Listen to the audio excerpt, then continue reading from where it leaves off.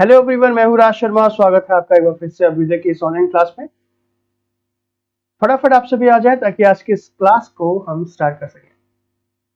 जी, आज हम बात करने वाले हैं बायोटेक्नोलॉजी के एक टॉपिक के बारे में जो आपके एग्जाम के पॉइंट ऑफ व्यू से काफी इंपॉर्टेंट है।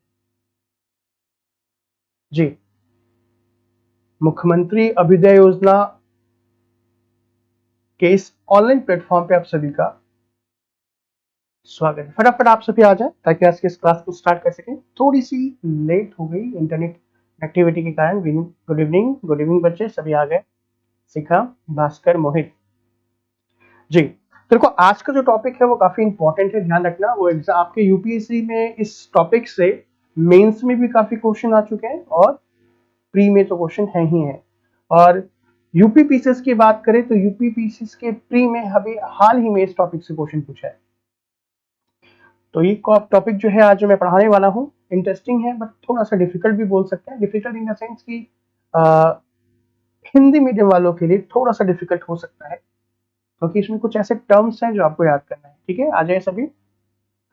तो मैं आपको बता दूं आज का ये टॉपिक है वो कौन सा टॉपिक है जिसके बारे में मैं बात कर रहा हूँ। जी, आज का जो टॉपिक है ये है बायोटेक्नोलॉजी का एनवायरमेंटल प्रोटेक्शन। मतलब हम बायोटेक्नोलॉजी की बात करेंगे, इन्वायरमेंटल प्रोटेक्शन में बायोटेक्नोलॉजी का रोल कहां तक हो सकता है, किस तरीके से हो सकता है, उसकी चर्चा करेंगे। अगर आप सभी आ चुके हैं तो क्या आज की इस क्लास को हम स्टार्ट करें?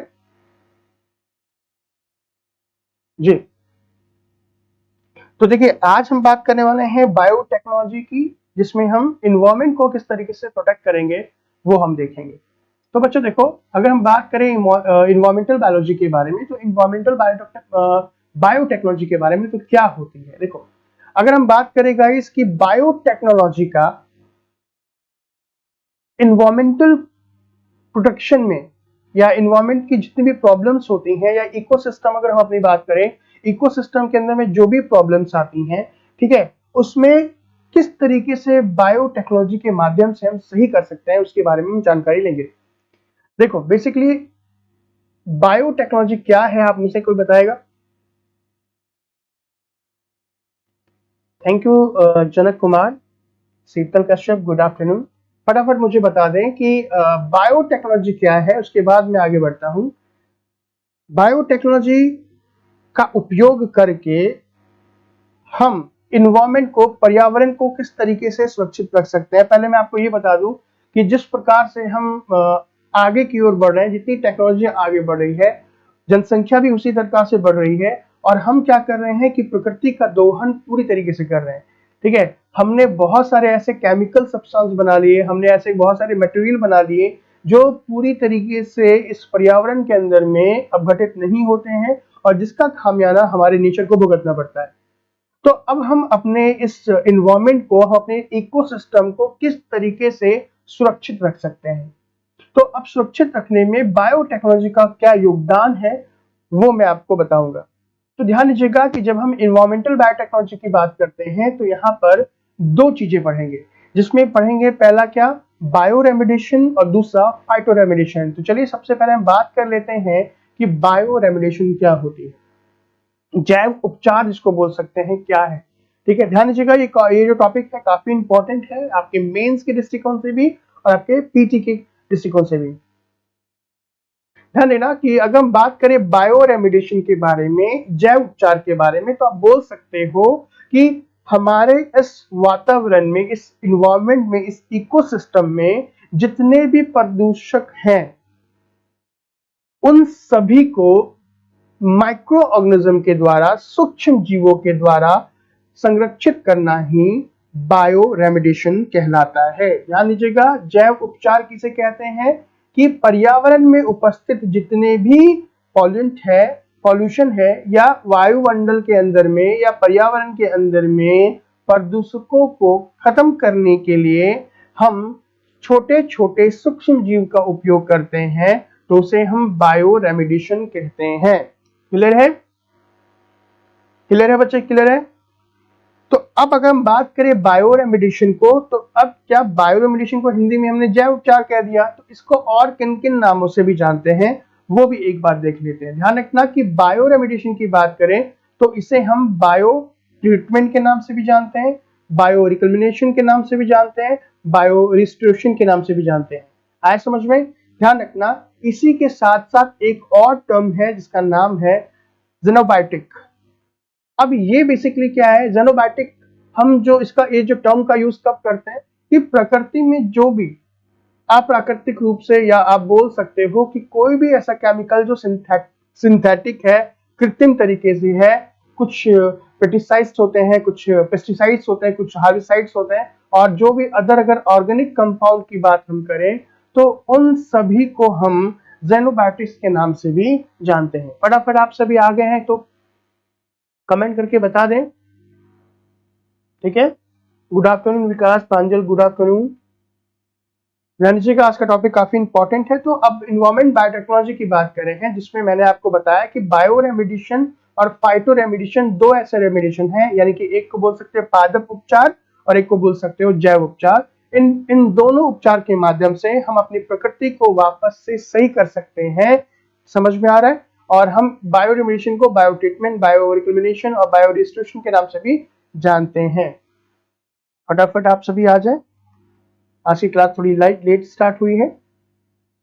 नेक्स्ट देखो, अगर आप बात करें ट्रिपल कॉर्नर प्रोसेस के बारे में, आपने सुना है ट्रिपल कॉर्नर प्रोसेस बेसिकली क्या होता है गाइस? इस पूरे की पूरे प्रकृति की बात करें तो इस प्रकृति को हम 3 कॉलम में बांट सकते हैं। पहला, कोई भी ऑर्गेनिज्म की जब बात करते हैं, देखो यहां से ऑर्गेनिज्म की बात करते हैं, भाई प्रकृति के अंदर में जीव तो हैं, ये जीव हैं। अब वो जो जीव है वो बहुत सारे जीव हैं, जैसे माइक्रो ऑर्गेनिज्म, जैसे सूक्ष्म जीव, दूसरा पौधे और तीसरा एंजाइम्स। अब ये तीनों के तीनों मतलब माइक्रो ऑर्गेनिज्म, प्लांट और एंजाइम्स, ये डिपेंड होते हैं किस पे? डिपेंड किस पे होता है? इन्वायरमेंट पे, हमारे पर्यावरण पे। और अगर हम इन्वायरमेंट की बात करें तो इन्वायरमेंट के अंदर में 3 चीजें बिल्कुल हैं। कौन कौन से? वो है आपका सॉइल, मिट्टी, वाटर और एयर। इन्हीं तीनों से तो मिलकर बना है। अब अगर इसकी बात करें तो अब इन्हीं तीनों को प्रदूषित करता है कौन? प्रदूषक। अब वो प्रदूषक क्या हो सकते हैं? इनऑर्गेनिक यानी कि अकार्बनिक भी हो सकता है और कार्बनिक भी हो सकता है। तो कार्बनिक में कौन कौन सा है? उसमें है सॉलिड यानी कि ठोस, लिक्विड यानी कि द्रव और गैस यानी कि गैस। तो यानी कि इन तीनों का आपस में कनेक्शन, स्ट्रॉन्ग कनेक्शन होता है।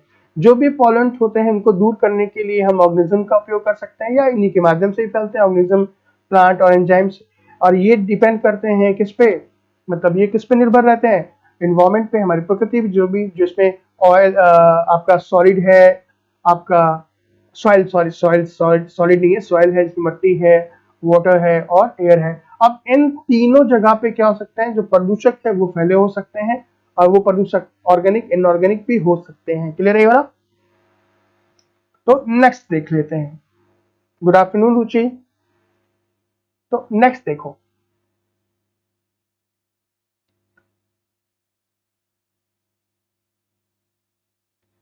अब अगर हम बात करें बच्चे कि बायो रेमेडिएशन की बात कर रहे हैं, क्लीन करने की बात कर रहे हैं हम अपने इन्वायरमेंट को, तो अब इन्वायरमेंट को क्लीन करने के लिए हम क्या कर सकते हैं? या तो अगर जहां पे प्रदूषक है हम उसको वहीं पे सुरक्षित कर दें, मतलब वहीं पे से नष्ट कर दें, अपघटित कर दें, या तो फिर उसको हम उठा करके कहीं दूसरी जगह पे ले जा करके उसका क्या करें? उपचार करें।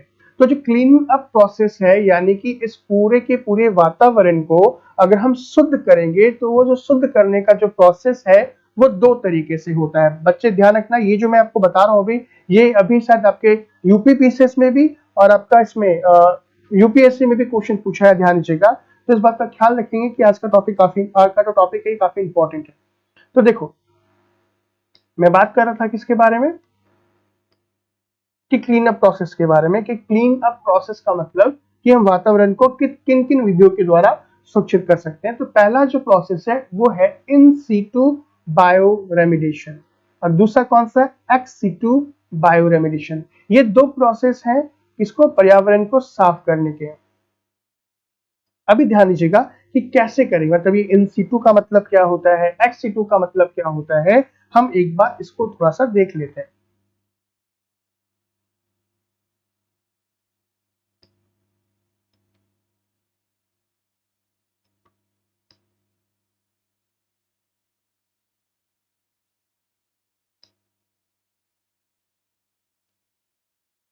देखो गाइस, अगर हम बात करें तो इन सिटू की बात करेंगे सबसे पहले कि इन सिटू के अंतर्गत जो भी आपकी मिट्टी है या फिर जल, जो भूमिगत जल है, अगर हम उसकी शुद्धिकरण की बात कर रहे हैं तो उसके शुद्धिकरण को हम इन सिटू प्रोसेस के द्वारा भी कर सकते हैं।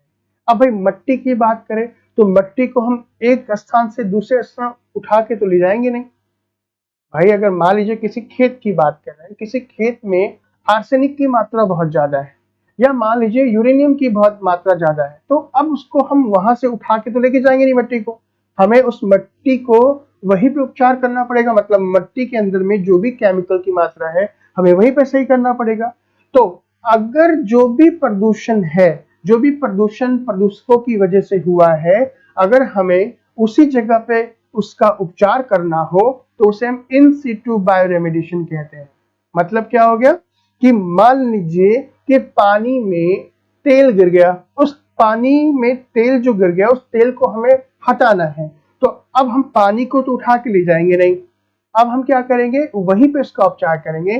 तो जहां पे गंदगी हो, जहां पे कहीं पॉल्यूशन हो, अगर हम उस पॉल्यूशन का ट्रीटमेंट, उस पॉल्यूशन को हम वहीं पे क्या करेंगे, अपघटित करेंगे, तो ऐसी जो तकनीकी कहलाती है वो इन सिटू बायोरेमेडिएशन कहलाती है। क्या कहलाती है? इन सिटू बायोरेमेडिएशन कहलाती है। अब जो इन सिटू बायोरेमेडिएशन है वो दो प्रकार की होती है, एक को बोलते हैं इंस्टिंक्ट बायोरेमेडिएशन और एक को बोलते हैं इंजीनियरिंग बायोरेमेडिएशन। ध्यान रखना कि जो इन सिटू का जो काम होता है, मतलब इन सिटू बायोरेमेडिएशन का मतलब कि जो भी मिट्टी और जो जल है, भूमिगत जल है और मिट्टी है, हम उसका उपचार वहीं पे करेंगे। साथ खास करके आप बोल सकते हो कि मान लो कि कोई बीच है, समुद्र का बीच है, और वहां पे क्या हुआ, ऑयल का टैंकर गिर गया, और ऑयल का टैंकर गिरने के बाद वो ऑयल जो है वो कई किलोमीटर दूर तक फैल गया, तो आपको पता होगा कि वो ऑयल आपके जो जल का पर्यावरण है उसे पूरी तरीके से खत्म कर देगा। एक पतली सी लेयर लगा देगा जिससे ऑक्सीजन पहुंच नहीं पाएगा नीचे, ऑक्सीजन नहीं पहुंच पाएगा तो क्या होगा, नीचे जो भी जलीय जीव होंगे वो मर जाएंगे। तो हमें क्या करना होगा, वहां पर उसी का उपचार करना पड़ेगा। मतलब कि वो जो जल के ऊपर जो भी ऑयल होंगे, उस ऑयल को हम जो भी विधि होगी उसके द्वारा अगर हम संरक्षित करेंगे, उसे अपघटित कर देंगे उस तेल को, तो वो इन सिटू बायोरेमेडिएशन कहलाएगा। अभी ध्यान रखना कौन कौन सी तकनीकी है, इन सिटू में क्या क्या यूज करते हैं, वो अभी मैं बात नहीं कर रहा, अभी बात करेंगे आज की क्लास में। थोड़ा स्लो चले प्लीज। इन सिटू को डिफाइन कैसे करेंगे, कर तो रहा हूं बच्चे। इन सिटू का मतलब क्या हो गया कि ध्यान रखना, फिर से बोल रहा हूं मैं, और अनमोल मैं शायद स्लो ही हूं, अब इससे ज्यादा स्लो क्या हो सकता हूं।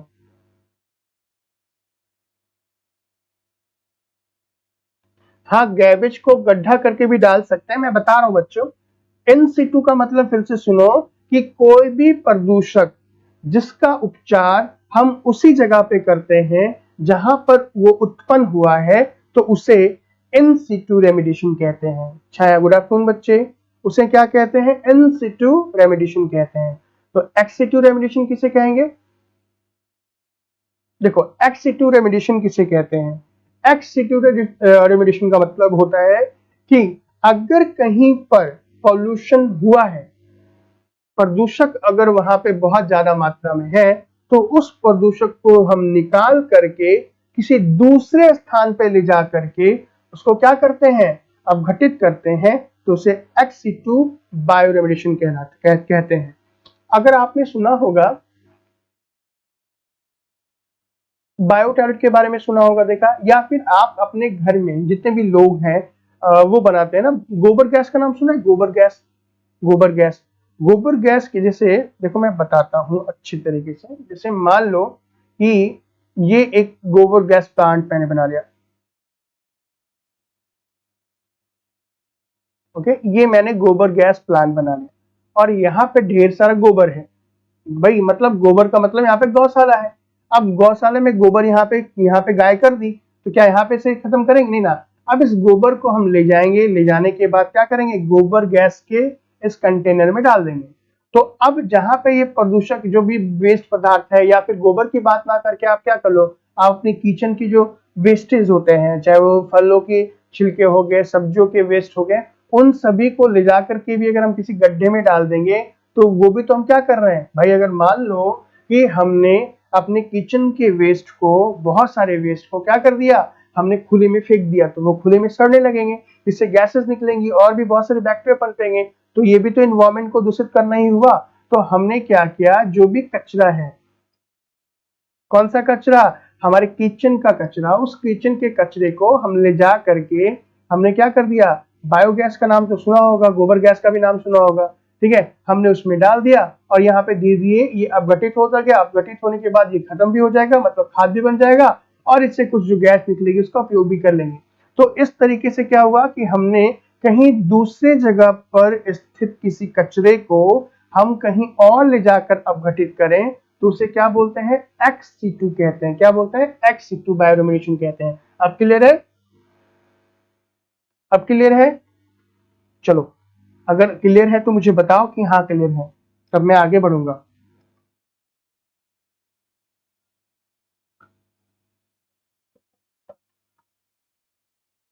देखो, नेक्स्ट आ जाते हैं कि सर अगर हम बात करें कि अभी आपने बायोरेमेडिएशन की बात करी, और बायोरेमेडिएशन का मतलब आपने बताया कि किसी भी पॉल्यूंट को, किसी भी प्रदूषकों को अगर हम सूक्ष्म जीवों के द्वारा अपघटित करते हैं तो उसे आपने बायोरेमेडिएशन कहा। ओके, और बायोरेमेडिएशन की बात की जाए, यानी कि क्लीनअप प्रोसेस की बात की जाए, तो आपने ये भी बता दिया कि एक्स-सी2 क्या होता है, इन-सिटू क्या होता है, लेकिन सवाल ये है कि पेपर में ये तो नहीं आएगा कि बायोटेक्नोलॉजी क्या होती है, सॉरी बायोरेमेडिएशन क्या होती है, फाइटोरेमेडिएशन।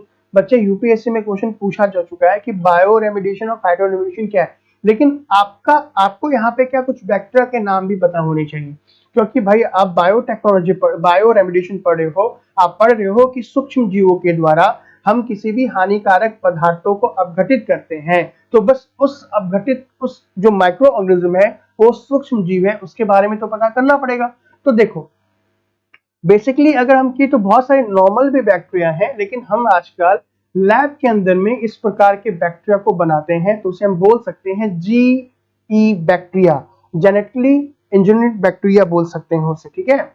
देखो, अब यहाँ पे जीई बैक्टीरिया की बात करें, आनुवांशिक रूप से संशोधित जीवाणु, जिसे आप क्या बोल सकते हो, सुडोमोस बोल सकते हो। आया समझ में? ये जो सुडोमोस बैक्टीरिया हैं, ये क्या करते हैं, जो भी ऑक्टेन है और बहुत सारे जो ऑर्गेनिक कंपाउंड है, यानी कि कार्बनिक यौगिक हैं, किसके, क्रूड ऑयल के अंदर में, जो आपका क्रूड ऑयल होता है, कच्चा तेल होता है, उसमें भी भाई कच्चा तेल में बहुत ऑक्टेन और बहुत सारे अलग अलग कंपाउंड्स होते हैं, तो वो आपको पता है इजिली अपघटित होंगे नहीं। तो हम क्या करेंगे, आनुवांशिक रूप से संशोधित कुछ बैक्टीरिया का उपयोग करते हैं, और उस बैक्टीरिया का उपयोग करके जो क्रूड ऑयल के अंदर में क्या है, बहुत सारे केमिकल्स हैं, उसको अपघटित करते हैं। तो देखो यहाँ पे कुछ बैक्टीरिया के नाम मैंने यहाँ पे लिखा है, दिखाई दे रहा है आपको, यहाँ पे जो है ये वाला देखो, यहाँ पे क्या बैक्टीरिया, ये कुछ बैक्टीरिया है, और ये केमिस्ट्री मतलब ये कुछ केमिकल लिख सकता हूं मैं यहाँ पे, ये है सब। बायोगैस से जो गैस उत्पन्न होगी उसका इस्तेमाल किन किन चीजों में किया जाता है, ज्योति, उसमें से उसका उपयोग हम बेसिकली घरों में, किचन के अंदर में जो गैस होती है ना, गैस जो आप लाइटर यूज करते हो, गैस, उसमें खाना पकाने के लिए भी कर सकते हो, उसका कनेक्शन कल हम एक यंत्र के द्वारा करके जो बिजली होती है वो भी बना सकते हैं। तो इन तरीके से, ठीक है। चलो, रवि ने कहा है क्रिस्टल क्लियर। बच्चे ध्यान रखिएगा, जो मैं भी बता रहा हूँ ये थोड़ा सा टफ है इंग्लिश, आप अगर दिख रहा है ये पूरा इमेज तो अच्छी बात है, इसका स्क्रीनशॉट ले लेना, क्योंकि ये जो बैक्टीरिया मैं बता रहा हूँ ये याद कर लोगे अपने मेंस की, अपने जब जब मेंस लिखोगे, ठीक है, तो इसमें काफी मदद मिलेगी। तो पहला जो बैक्टीरिया है वो क्या है, जैसे पी, इसको पी तो साइलेंट हो गया, सुडोमोस पुटिडा। ये एक प्रकार का एक ऐसा बैक्टीरिया है जो मोनो एंड डाइक्लोरो एरोमेटिक जितने भी कंपाउंड्स होंगे, जितने भी यौगिक होंगे, कौन कौन से, मोनो और डाइक्लोरो, समझ में आ रहा है? आपने केमिस्ट्री पढ़ी होगी तो आपने देखा होगा डाइक्लोरोफिनॉल, है ना, तो ये सारे के सारे जिसके आगे क्या हो, डाइक्लोरो मोनो एरोमेटिक कंपाउंड्स होंगे, उनको ये बैक्टीरिया जो होगा अपघटित करने में काफी मदद करेगा। दूसरा जो बैक्टीरिया है वो क्या है, डायमिन्यूटा। ये बेसिकली क्या करेगा, पैथाइट जो आपका पैथाइन जो आपका केमिकल है उसको अपघटित करने में मदद करेगा। दूसरा कौन सा है आपका जाके, ओलिवरॉन, ये जो है अल्केन नामक जो रसायन है उसको अपघटित करने में मदद करेगा। उसके बाद क्या है, एसिनोबैक्टर स्पेसीज नामक जो बैक्टीरिया होंगे वो क्या, सॉरी ये तो भूल ही गया, ये जो आपका पी सिपिया है, सिपिसिया, ये क्या है 2,4,3 ट्राइक्लोरोफिनॉल नामक जो केमिकल है इसको अपघटित करने में मदद करेगा। दूसरा एसिनोबैक्टर स्पीसीज जो है वो क्या होगा 7 क्लोरोबेंजीन नामक केमिकल को अपघटित करने में मदद करेगा। और दूसरा क्या है एल्सिजिन स्पीसीज जो होगा वो 2,4 डाइक्लोरोफिनॉक्सी एसिड एसिटिक एसिड को अपघटित करने में मदद करेगा। तो अब देखो ईंधन के रूप में भी कर सकते हैं, हाँ हरिकेश। तो यानी कि ये जो मैंने आपको बैक्टीरिया सारे के सारे बताए, इन बैक्टीरिया को आपको याद करना है। याद करना थोड़ा डिफिकल्ट हो सकता है, थोड़ा मुश्किल हो सकता है, लेकिन अगर एक बार आप रट्टा मारोगे तो इजीली आपको ये याद हो जाएगा और ये काफी इंपॉर्टेंट भी है, ध्यान रखना। इन सभी बैक्टीरिया का उपयोग हम विशेष रूप से जो ये सब केमिकल होते हैं जो प्रकृति में अपघटित आसानी से नहीं होते, इनको ये अपघटित कर देंगे और जिसकी वजह से हमारा जो पर्यावरण है वो शुद्ध हो जाएगा। Is that clear? क्लियर है?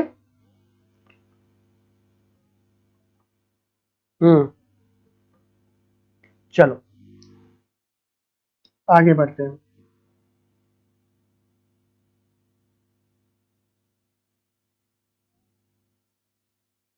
देखो अभी बोलोगे सर ये जो बैक्टीरिया को पे हम कैसे क्या करेंगे, मैं आपको एक बार बता देता हूँ। पहले देखो कि बैक्टीरिया के अलावा भी हम क्या करेंगे, बहुत जैसे जेनोबैक्टीज की बात करें, जेनोबैक्टीज भी आपने किसी ने पूछा, हम बहुत सारे केमिकल का उपयोग भी क्या करते हैं एनवायरमेंट को क्लीन करने में करते हैं। अभी किस तरीके से इसको, जैसे अभी जो मैं आपको बायो रेमेडिएशन बता रहा, जेनोबैक्टीज की बात करें, बिल्कुल एराज देखो अभी कैसे लिंक करेंगे, मतलब अभी आपने जो ये देखा कि सर ये तो बड़ा डिफिकल्ट सा है, कैसे पता चलेगा और इसका एग्जाम में हम किस तरीके से लिंक करेंगे। आपको पता होगा अभी कुछ महीनों पहले ही मॉरिशस के अंदर में एक जो जहाज था, जापान का जो जहाज था, उसमें किसी खराबी आने की वजह से वो क्या हो गया, उसी समुद्र में मतलब मॉरिशस के तट पे डूबना स्टार्ट कर दिया। ये तो न्यूज आपको पता है या नहीं पता है? ठीक है, अनन्या ने कहा है भाई समझ में आया। अभी हाल में ही मैं आपको फिर से बता दूं कि जो साउथ ईस्ट जो मॉरिशस है उसके जो है लैगून कोस्टल जो एरिया है, वहां पर एक जापान की कंपनी, जापान की जो एक जापानी शिप थी, वो क्या हो गया, टूट गया, जिससे बहुत सारा वहां पे ऑयल स्पिट हो गया, बहुत सारा तेल जो है आपके इंजन ऑयल में पूरी तरीके से फैल गया। आया समझ में? अब ये तेल भाई कई किलोमीटर दूर तक फैला। अब मुझे एक बात बताओ भाई, पानी है, पानी के ऊपर तेल की एक परत आ गई तो ऑक्सीजन तो पानी के अंदर जाएगा नहीं, और अगर ऑक्सीजन पानी के अंदर नहीं गया तो उतने किलोमीटर के अंदर में जो भी जल जीव हैं क्या ऑक्सीजन ले पाएंगे? अगर ऑक्सीजन नहीं ले पाएंगे तो क्या होगा, वो उनकी डेथ हो जाएगी। और ये केवल कुछ मीटर तक तो है नहीं, कई किलोमीटर तक है, और कई किलोमीटर तक होगी तो एक छोटी सी प्रॉब्लम भी क्या आएगी, आपको पता होगा कि जो ओजोन लेयर है, ठीक है, ओजोन लेयर जो है वो किससे बनती है, कोई बताएगा? हाँ ये न्यूज दिखा रहे थे। अब देखो किस तरीके से जो ही हम किस तरीके से जो मैं आपको बायो रेवोल्यूशन बता रहा हूँ किस तरीके से इंटरलिंक करेंगे और क्वेश्चन किस तरीके से पूछा जा सकता है। ठीक है, तो ये ऑयल, ये जो ऑयल है वहां पर पूरी तरीके से पानी में फैल गया, और पानी में तेल अगर फैल गया तो बच्चों बहुत प्रॉब्लम होगी या नहीं होगी? ऑब्वियसली सी बात है सर, प्रॉब्लम तो होगी होगी। और ऐसा नहीं है कि भाई पहली बार ये जो है मॉरिशस के अंदर में ही जो है तेल फैला है, इससे पहले भी अगर हम बात करें जो सबसे भयंकर हुआ था वो कहाँ पे, अलास्का में हुआ था मार्च 1989 को। ठीक है, एक सुपर टैंकर था, जो सुपर टैंकर का जो नाम है, देखो ये एक इमेज देख रहे हो, बहुत ही भयानक ऑयल स्प्लिट हुआ था अलास्का में। एक सुपर टैंकर मतलब एक बहुत बड़ा जहाज, जो तेल से भरा जहाज था, उसका नाम एक्सॉन वेल्डेस। ये क्या हुआ, इसमें इसमें क्या हो गया, आग लग गई है, जो भी हुआ ये जहाज जो होगा पानी में डूबने लगा। तो लगभग 11 मिलियन गैलन जो है ऑयल पूरी तरीके से समुद्र में फैल गया। ऐसा भी अगर ये फैल गया तो आप समझ सकते हो कितनी बड़ी परेशानी हो सकती है। मैं फिर से मैं टॉपिक पे नहीं आया हूँ, मैं आपको बस खाली एक भूमिका बता रहा हूँ, भूमिका बना रहा हूँ कि आप समझ जाएं कि भाई ये जो ऑयल है, ये जो मॉरिशस के अंदर में ऑयल फैला वो आज पहली बार नहीं, इससे पहले भी कई बार फैल चुका था। तो अब इस ऑयल को हम किस तरीके से क्या करेंगे, रिकवर करेंगे, इस तेल को हम कैसे सही करेंगे, वो कुछ 2-3 तकनीक है मैं आपको बता दूंगा। अभी देखो सबसे पहले O3 होगा, ऑक्सीजन 3, ठीक है बच्चे सभी बोल रहे हैं O3 ठीक है ऑक्सीजन से। ठीक, देखो एक बार इस वीडियो को देखो, ये वीडियो अभी जो हाल में ही क्या हुआ था, जो ऑयल स्पीड हुआ था, मतलब ऑयल जो फैला था, वो जो मॉरिशस का जो जापानी जो जहाज है, ठीक है, वो उसकी एक वीडियो देखो। अगर आपने नहीं देखी है तो आप इस वीडियो को देख सकते हो।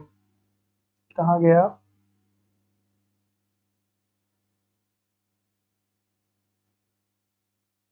ओके, ये वीडियो जो है वो प्ले नहीं हो रहा है, कोई बात नहीं, किसी कारण की वजह से।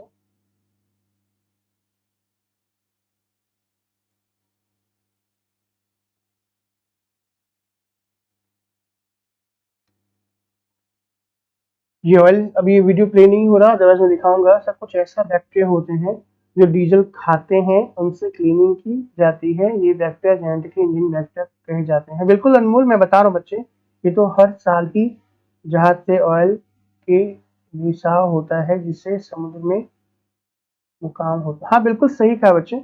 अब देखो मेरी बात सुनेंगे जरा, देखो मैं एक बार दिखाता हूँ वो वीडियो कहाँ है। अब एक बार बस 1 मिनट होल्ड करिए, मैं आपको इस वीडियो दिखाता हूँ। वीडियो से आपको समझ में आएगा कि वो जो ऑयल स्पीड हुआ था वो कितना भयानक हुआ था।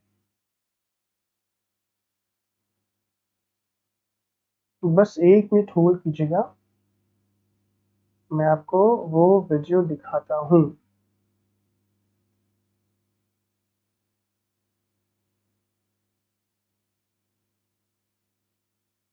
अच्छा, यहाँ तक जिसको समझ में आ रहा है वो तो बता दो कि हाँ सर समझ में आ रहा है। यहाँ तक समझ में आया?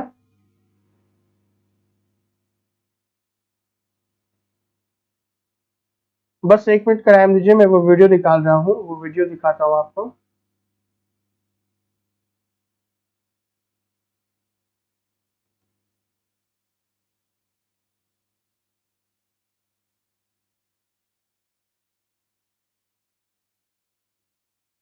जय हिंद सर। फंगस भी बैक्टीरिया होता है, फंगस अलग होता है, मैं बताता हूँ बच्चों को फंगस क्या है, वो भी मैं आपको बताता हूँ।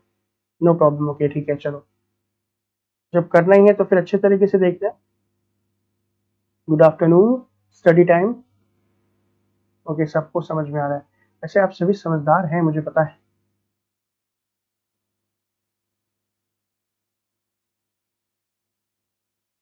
1 मिनट रुकिएगा, 1 मिनट, मैं वो टॉपिक ही निकाल लेता हूँ।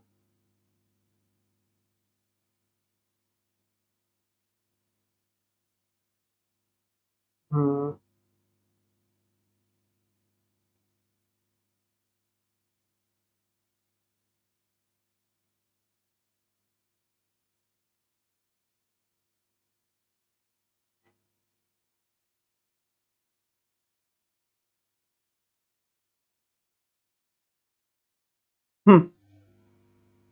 देखो ये वीडियो देखो।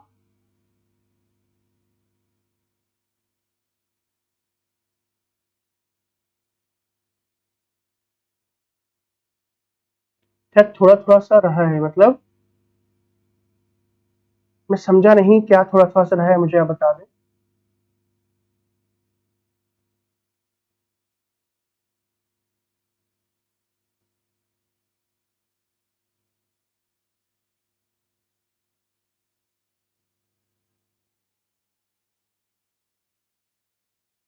लगता है कुछ प्रॉब्लम है आज, कुछ सही वो चल नहीं रहा है, ये वीडियो चल नहीं रही है।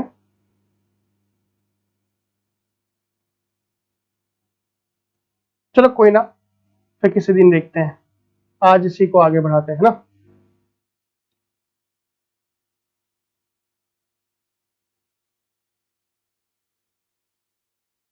आज नेटवर्क भी थोड़ा सा जो है वो साथ नहीं दे रहा है।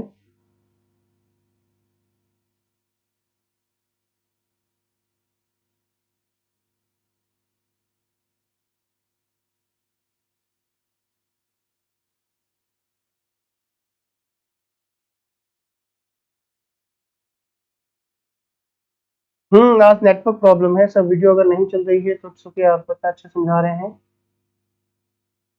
हाँ बिल्कुल समझ में तो आ जाएगा, मैं आगे बढ़ता हूँ। Thank you so much Jyoti Sharma जो है।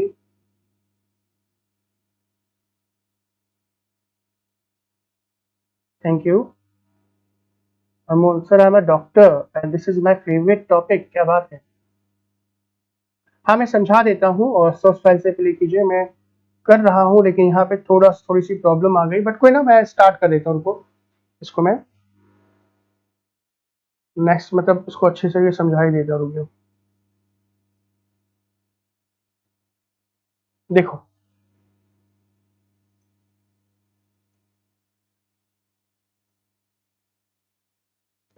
देखो जैसे मान लो कि तेल जो है, ध्यान रखना ये जो बता रहा हूँ ये काफी इंपॉर्टेंट है। अभी मान लो कि जो भी अभी मॉरिशस के अंदर में तेल स्पिट हो गया, तो तेल स्पिट हो गया तो इतने सारे तेल को हम कैसे निकालेंगे? इस सारे को निकालेंगे तो है नहीं। तो हम वहां पे किस तरीके से उपचार करेंगे, यानी कि उस पेट्रोल को नष्ट करने के लिए, उस पेट्रोल को खत्म करने के लिए, उसको वापस पानी को साफ करने के लिए हमारे पास कौन कौन सी और कौन कौन सी चीजें हैं? तो सबसे पहला है ऑयल जीपर। ध्यान रखना, ऑयल जीपर बेसिकली हम कुछ बैक्टीरिया के समूह को कहते हैं। Oil zapping is a bioremediational technique involving the use of biozapping bacteria. इसमें 5 प्रकार के बैक्टीरिया होते हैं। ये बायोरेमिडिएशन में काफी हेल्प करते हैं। होता है कि जो ऑयल चिपर की बात करें तो ऑयल चिपर बैक्टीरिया को TERI energy of resource institute ने क्या क्या किया, इसको डेवलप किया है। ठीक है, इसमें बेसिकली 5 प्रकार के बैक्टीरिया होंगे, 5 प्रकार के विभिन्न बैक्टीरिया होंगे। अब हम इस 5 बैक्टीरिया को, हम जो भी अलग कैरियर होगा, वाहक होगा, उसमें मिलाएंगे, और मतलब पाउडर के फॉर्म में या किसी भी फॉर्म में, और उसको मिलाने के बाद हम क्या करेंगे कि इस ऑयल जीपर बैक्टीरिया को जहां भी तेल फैला हुआ है वहां पे उसे हम डाल देंगे। अगर हम तेल डाल देंगे वहां पे तो ये ऑयल जीपर क्या करेंगे कि जो भी वहां पे जो हाइड्रोकार्बन होंगे, जो पेट्रोलियम होगा, उसको क्या करेंगे, इजिली अपघटित कर देंगे, और अपघटित करके नॉन टॉक्सिक सब्सटेंस में, यानी कि जो ऐसे सब्सटेंस, ऐसे पदार्थ जो हानिकारक ना हो, उसमें परिवर्तित कर देंगे। बेसिकली अब बोलोगे सर ये तो चलो ऑयल जीपर बैक्टीरिया का उपयोग तब करेंगे जब कोई टैंक फट जाए। नहीं, ऐसा नहीं है। जितनी भी तेल की कंपनियां होती हैं जो हमारे भारत में है या फिर और भी हमारे भारत के अलावा भी, जैसे BPCL Bharat petroleum corporation limited, IOCL Indian oil corporation limited, या फिर रिलायंस इंडस्ट्री, ये सभी ऑयल जिपिंग बैक्टीरिया का यूज करती है। अभी देखो, आपने कई मूवी में देखा होगा कि समुद्र के बीच में तेल का कुआं होता है। तो भाई जब समुद्र के बीच में तेल का कुआं है, उसमें से जब कच्चा ऑयल निकाल रहे हैं तो कुछ ना कुछ तो ऑयल क्या होगा, पानी के अंदर में स्प्लिट होगा ही होगा, तब वहां भी प्रदूषण फैलेगा। तो वो इस प्रकार के बैक्टीरिया का उपयोग हम करते हैं। तो ये बायोरेमिडिएशन में ऑयल जीपर का एक बहुत ही महत्वपूर्ण योगदान हो गया। अब बोलोगे सर क्या केवल ऑयल जीपर? नहीं भाई साहब, ऑयल जीपर के अलावा अभी ये तो चलो बैक्टीरिया है, ठीक है, अब इसके अलावा हम और कौन कौन सी चीजों का उपयोग कर सकते हैं?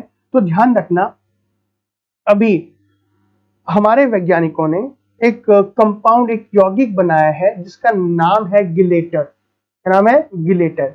इस गिलेटर को किसने? Indian institute of science education and research Thiruvananthapuram के वैज्ञानिकों ने बनाया है। ठीक है, चलो समझ में आ गया। हाँ मैं आगे आगे बढ़ गया। पानी में आग लगा के भी कर सकते हैं। नहीं भाई, जो ही पानी में आग लगाएंगे तो उससे गैसेस निकलेगी जो कि बहुत खराब हो जाएगा। ठीक है, तो ये क्या है आपका ऑयल, ये है गिलेटर। ठीक है, गिलेटर बेसिकली एक प्रकार का कंपाउंड है। ये एक बहुत ही सस्ता, सुंदर और एक सरल तकनीक है कि जब पानी में, जब समुद्र में, जब नदी में, जब तेल अगर मान लो फैल गया तो इसका उपयोग करके जो भी तेल होगा उसे हम सोख लेंगे। अब ये एक प्रकार का यौगिक है। तो सर मतलब क्या है बेसिकली, इसके बारे में थोड़ा सा बता दीजिए। ठीक है, मैं बताता हूँ। देखो, कोई बात नहीं रंजना, ठीक है, वहां की सी लाइफ को इफेक्ट पड़, बिल्कुल सही कहा। ऐसा नहीं कर सकते, कोई बात नहीं, आपके मन में सवाल आया तो आप पूछना तो बनता है। देखो बेसिकली क्या है, गिलेटर को हमने बनाया है, ये एक प्रकार का क्या है, हाइड्रोफोबिक सब्सटेंस है। ठीक है, जो बिना पर्यावरण को नुकसान किए इसका उपयोग करके हम तेल को आसानी से एब्जॉर्ब कर सकते हैं। और अच्छी बात पता क्या है कि it can be use several time, मतलब इसका उपयोग ऐसा नहीं है कि हमने एक बार कर लिया, हम इसका उपयोग कई बार कर सकते हैं। मतलब ये पाउडर की फॉर्म में होगा, हमने फेंका, फेंकने के बाद उसे निकाला, तेल को अलग किया, फिर से यूजफुल हो जाएगा। सर ब्लैक फंगस क्या है विपिन? बताऊंगा बच्चे ब्लैक फंगस क्या होता है, पहले यहाँ देखो। अब इसके अलावा और क्या यूज करते हैं? इसके अलावा हम यूज करते हैं सॉर्बेंट। देखो सॉर्बेंट बेसिकली क्या होते हैं? सॉर्बेंट भी एक प्रकार के क्या पाउडर बोल लो या छोटे छोटे कण बोल लो या थोड़े छोटे बीट्स, थोड़े थोड़े बड़े आकार के एक पदार्थ होते हैं। ये भी क्या करते हैं कि जैसे इस फिगर को देखो, ये पानी है, पानी के ऊपर तेल हो गया, ये है वाटर और इस वाटर के ऊपर ये ऑयल हो गया। तो अब क्या होगा, इस सॉर्बेंट का उपयोग करके जैसे हम सॉर्बेंट को इस पानी में डालेंगे तो ये जो इसके ऊपर ऑयल है, जो ऑयल तेल फैला हुआ है पानी के ऊपर, ये क्या करेगा, सॉर्बेंट क्या करेगा, इस तेल को एब्जॉर्ब कर लेगा और एब्जॉर्ब करने के बाद वापस से हम क्या करेंगे, इस सॉर्बेंट को अलग कर लेंगे। अलग कर लेंगे तो क्या होगा, आप पानी जो होगा उसमें तेल खत्म हो जाएगा। तो बेसिकली एक प्रकार का आप ग्लेटर बोल सकते हो। सॉर्बेंट का उपयोग भी हम इस तरीके से करते हैं। या फिर और कौन सी तकनीक है? तो एक और भी है जिसका उपयोग हम कर सकते हैं। जैसे कि ये तो तेल की बात करते हैं, जैसे मान लो सिप। अब सिप में तो बहुत सारा क्या बोलते हैं इसको, बहुत सारे मशीन लगे हैं। और अगर मशीन की जब हम बात की जाए तो मशीन में बहुत सारा ग्रीस भी होता है। तो उस ग्रीस को हटाने के लिए क्या यूज कर सकते हैं? तो उस ग्रीस को हटाने के लिए हम डिग्रेजर का यूज करते हैं। क्या होता है डिग्रेजर? बेसिकली एक प्रकार का केमिकल ही होता है जो क्या करता है, जो भी मशीन है, जो भी शिप है, बड़े बड़े मरीन, उसमें जो भी क्या होते हैं, आपका जो ग्रीस लगा होता है उसको साफ करने में ये मदद करती है। Is it clear? क्लियर है? यहां तक समझ में आया? अभी देखो, ये तो चलो बात हो गई। बायो रेमिडिएशन ऑफ हाइड्रोकार्बन, मतलब जितने भी हाइड्रोकार्बन है ये इजिली अपघटित नहीं होते। इनको अपघटित करने के लिए हम क्या यूज करें? अभी हाइड्रोकार्बन क्या होते हैं कि देखो, जो भी पेट्रोल होता है, पेट्रोल तथा उससे बने जो भी उत्पाद होते हैं वो हाइड्रोकार्बन कहलाते हैं। समझ में आए? पेट्रोलियम या उससे बने जो भी उत्पाद होंगे वो हाइड्रोकार्बन कहलाते हैं। आपको पता होगा कि जैसे कच्चा तेल हम समुद्र से निकालें, उस कच्चे तेल से केरोसिन भी हम बनाते हैं, उससे हम डीजल भी बनाते हैं, उससे पेट्रोल भी बनाते हैं, उससे एलपीजी गैसेस भी बनती है, उससे क्या होता है चारकोल भी प्राप्त होता है, उससे मोम भी प्राप्त होता है। तो बहुत सारे प्रोडक्ट होते हैं। ये सारे के सारे प्रोडक्ट जो होता है वो हाइड्रोकार्बन कहलाते हैं और ये इजिली अपघटित नहीं होते हैं। एग्जाम्पल की बात करें, जैसे जाइलिन बोल लो, नेफ्थलीन बोल लो, ऑक्टेन बोल लो, कैंपर बोल लो, ये अपघटित नहीं होते। अगर इसे पर्यावरण में खुला छोड़ दिया जाए तो ये क्या होंगे, पर्यावरण को प्रदूषित कर देते हैं। तो इन पॉल्यूंट को, इस प्रकार के प्रदूषकों को हम क्या करने के लिए, नष्ट करने के लिए कुछ प्रकार के सूक्ष्म जीवों का उपयोग करते हैं। ये जो सूक्ष्म जीव है जैसे सुडोमोस, जैसे कि मैंने आपको बताया, दूसरा क्या हो गया कॉर्नीबैक्टीरियम, एरिथ्रोबैक्टर, मायोबैक्टीरियम और नॉर्केडिया। ये कुछ प्रकार के सूक्ष्म जीव हैं। क्या है? सूक्ष्म जीव है। इन सूक्ष्म जीव का उपयोग कर हम इस प्रकार के हाइड्रोकार्बन को अपघटित कर सकते हैं और अपघटित करने के पश्चात हम पर्यावरण को शुद्ध कर सकते हैं। देखो गाइस, आज से कुछ साल पहले अगर हम बात करें, 1990 की बात करें, तब जो है स्टेट ऑफ टेक्सास के अंदर में, ठीक है, एक बहुत बड़ा जहाज जो हो गया था वो फैल गया था, जिसकी वजह से बहुत सारा मतलब जहाज टूट गया था, जहाज डूब गया था। तेल से भरा जहाज जो था वो पानी में डूब गया था, जिससे बहुत सारा तेल जो था वो पानी के अंदर में फैल गया। तब क्या हुआ कि जो यूएस की गवर्नमेंट है उन्होंने एक सुपर बैक्टीरिया, सुपर बग जिसे बोल सकते हो, इसका उपयोग किया था। बहुत ही लार्ज स्केल में लेबोरेटरी में बनाया गया था। इसको क्या करके अदर कंपाउंड के साथ मिला करके उस ऑयल को सही करने में इसका यूज किया गया था। तो ये तो समझ में आ रहा है आपको? क्लियर है? हाँ, पेट्रोल जो है हाइड्रोकार्बन का ही एक एग्जांपल है।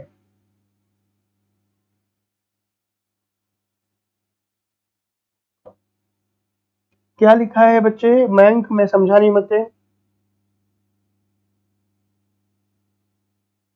क्लियर है? यहां तक समझ में आया? चलो देखो, आज की क्लास थोड़ी सी डिफिकल्ट मुझे ऐसी लग रही है कि है, बट इंपॉर्टेंट है, ध्यान दीजिएगा। कोई भी प्रॉब्लम हो तो मुझे बताना।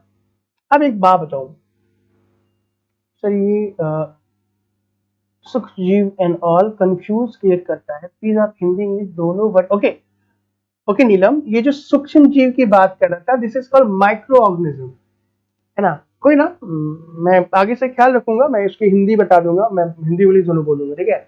सूक्ष्म जीव का मतलब माइक्रो ऑर्गेनिज्म। अभी तक जो भी मैं बात कर रहा था कि बायो रेमेडिएशन में, मतलब बायो रेमेडिएशन में हम क्या कर रहे हैं, कुछ माइक्रो ऑर्गेनिज्म का यूज करके हम इन्वायरमेंट को क्लीन कर रहे हैं, कुछ हाइड्रोकार्बन को खत्म कर दे रहे हैं। जैसे मैंने आपको अभी क्या बताया, जैसे पेट्रोलियम, जो भी हाइड्रोकार्बन है, उस हाइड्रोकार्बन को इजिली डिसॉल्व नहीं किया जा सकता, तो कुछ मॉडिफाई, मतलब जेनेटिकली मॉडिफाई ऑर्गेनिज्म के द्वारा, माइक्रो ऑर्गेनिज्म यानी कि सूक्ष्म जीव के द्वारा हम इसका यूज करते हैं।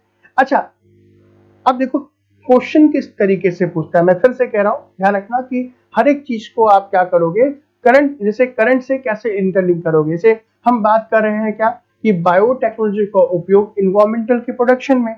तो अभी कुछ दिन पहले एक न्यूज आई थी, उस न्यूज को हम यहाँ पे कैसे यूज करने वाले हैं वो देखो। गाइस, पीपीई किट के बारे में आपने सुना होगा। पीपीई किट सुना आपने? भाई साहब, अभी पीपीई किट के बारे में सभी को पता है।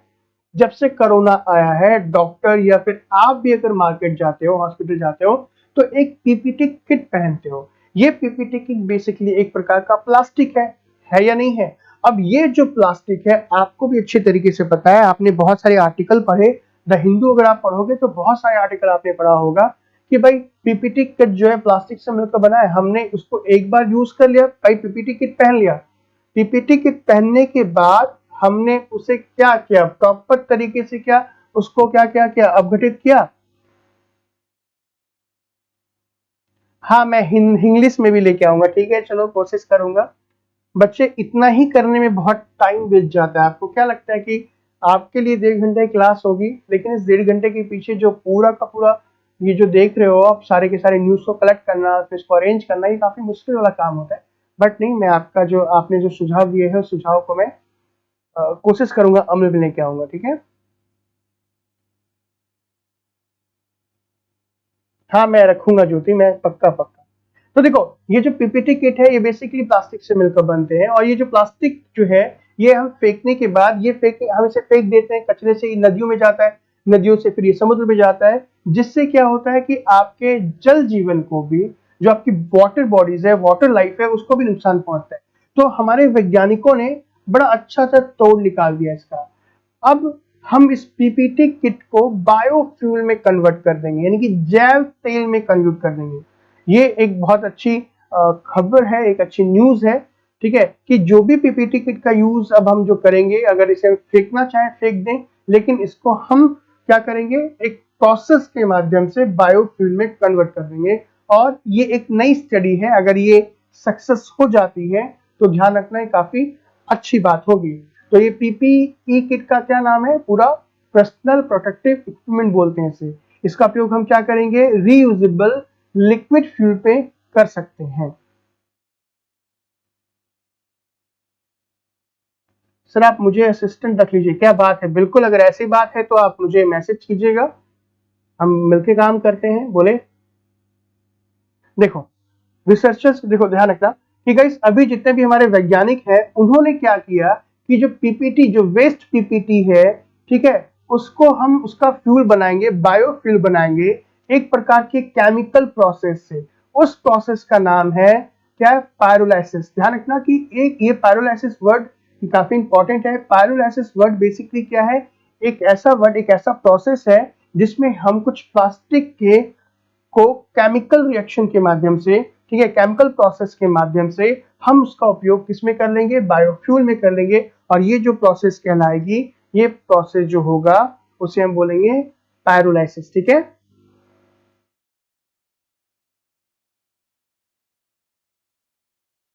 ठीक है, देखो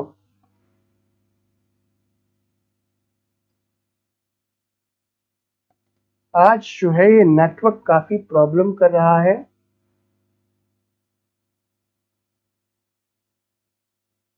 देखो बेसिकली क्या है कि pyrolysis is the most commonly used chemical method whose benefit including the ability to produce high quantities of bio oil which is easily biodegradable। मतलब कि पायरोलिसिस एक प्रकार का प्रोसेस है, बहुत ही मोस्ट कॉमन यूज है केमिकल मेथड का, जिसमें हम क्या करेंगे कि बहुत ज्यादा मात्रा में ऑयल, बायो ऑयल को बनाने की क्षमता रखता है। और आपको पता होगा कि फिलहाल इस कोविड के दौरान जो पीपीई किट है उसका उपयोग काफी बढ़ गया है। तो अभी आपने देखा कि भाई किस प्रकार से न्यूज को हम इन्वायरमेंटल प्रोडक्शन में डाल सकते हैं। ये एक न्यूज थी पेपर में, उस न्यूज को मैंने बायो इन्वायरमेंटल प्रोडक्शन के अंदर में डाल दिया। क्लियर है? आप भी इसी तरीके से करेंगे। अगर आप जो भी नोट्स बना रहे हो, तो जो भी नोट्स बना रहे हो उस नोट्स को इसी तरीके से क्या करेंगे, अपने नोट्स को अपडेट कर सकते हैं। ये तो अभी तक हमने बात की बायो रेमेडिएशन के बारे में। अब हम बात कर लेते हैं फाइटो रेमेडिएशन के बारे में कि फाइटो रेमेडिएशन क्या है। ध्यान रखना, ठीक है, use of green plant and their microorganism to reduce environmental problem without need to excrete the contaminated material and dispose it elsewhere. बच्चे ध्यान रखना, अभी मैंने बताया कि पर्यावरण को सुरक्षित करने के लिए हमने सूक्ष्म जीव का उपयोग किया।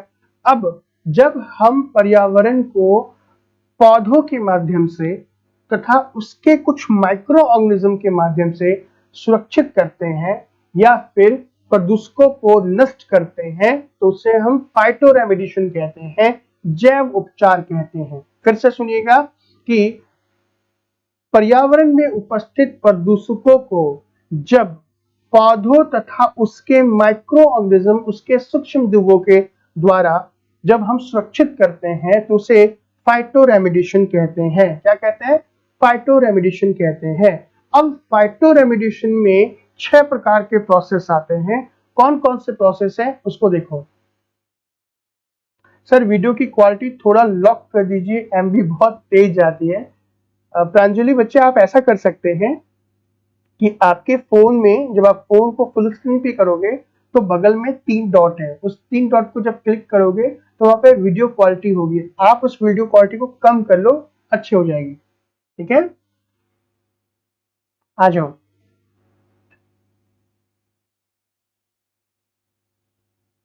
सर आपको नहीं बोला था, किसी को प्रॉब्लम होगी तो वो सर से बोल सकते। कोई बात नहीं बच्चे, वापस छोड़ दो, आपस में लड़ना नहीं चाहिए। अरे आपस में लड़ो नहीं, अगर आप मैसेज करने में रहोगे तो जो मैं बोल रहा हूँ वो भूल जाओगे। आप यूपीएससी एस्पिरेंट हो, ओके, वो थोड़े समझदार होते हैं। जैसे यहाँ पे 83 लोग हैं अभी फिलहाल हैं, आप में से कुछ लोग ही आपस में लड़ रहे हो, बाकी लोग ध्यान से मेरी बात को सुन रहे हो, कोई मतलब नहीं होता। ठीक है, अरे छोड़ दो, वापस आ जाओ। तो देखो फाइटो रेमेडिएशन में हम क्या क्या बात करेंगे। देखो इसकी हिंदी नहीं है, और है भी तो मैं आपको बताऊंगा नहीं। क्यों नहीं बताऊंगा? क्योंकि इसकी हिंदी आपके पेपर में नहीं आएगी। ठीक है, जैसे मैंने यहाँ लिखा है फाइटो एक्सट्रैक्शन, तो अब आपके पेपर की जब हम बात करेंगे तो पेपर में वो यही पूछेगा फाइटो एक्सट्रैक्शन क्या होता है। ठीक है, दूसरा फाइटो स्टिमुलेशन क्या होता है, फाइटो स्टेबलाइजेशन क्या होता है, फाइटो वोलेटाइजेशन क्या होता है, फाइटो ट्रांसफॉर्मेशन क्या होता है, या फिर लाइजो फिल्ट्रेशन क्या होता है। बच्चों ये क्वेश्चन पूछा है, मैं फिर से कह रहा हूँ, ये यूपीएससी के मेंस में पूछा है कि फाइटो रेमेडिएशन, बायो रेमेडिएशन क्या है। आपको लिखना है नोट्स वहां पे। तो यहाँ पे ये कोई हिस्ट्री तो है नहीं कि कहानी बना लोगे, आपको प्रॉपर तरीके से सारी चीजें लिखनी पड़ेगी। क्लियर है? तो अब फाइटो रेमेडिएशन में जो ये 6 पार्ट है, इनका मतलब क्या होता है, हम इसकी बात कर लेते हैं। ठीक है, ध्यान से सुनिएगा। जो भी हमारे यहाँ पे क्या बोलते हैं इसको, हिंदी मीडियम है, सर पहले हेडिंग की हिंदी बताया कीजिए। अच्छा मैंने बताया बच्चे आपको, फाइटो रेमेडिएशन का मतलब होता है पादप उपचार, बोल सकते हो, है ना, पादप उपचार। ओके, अब जैसे फाइटो एक्सट्रैक्शन का मतलब क्या होता है, फाइटो स्टिमुलेशन का मतलब क्या होता है, फाइटो स्टेबलाइजेशन का मतलब क्या होता है, मैं बताने को तो बता दूं, लेकिन ध्यान रखिएगा कि यहाँ आपके पेपर में नहीं आएगा। आज समझ में, जहां पे हिंदी आती है वो मैं आपको वहां पे बता देता हूं। तो चलो स्टार्ट करते हैं फाइटो रेमेडिएशन के सबसे पहले टॉपिक फाइटो एक्सट्रैक्शन के बारे में कि फाइटो एक्सट्रैक्शन क्या होता है। ठीक है,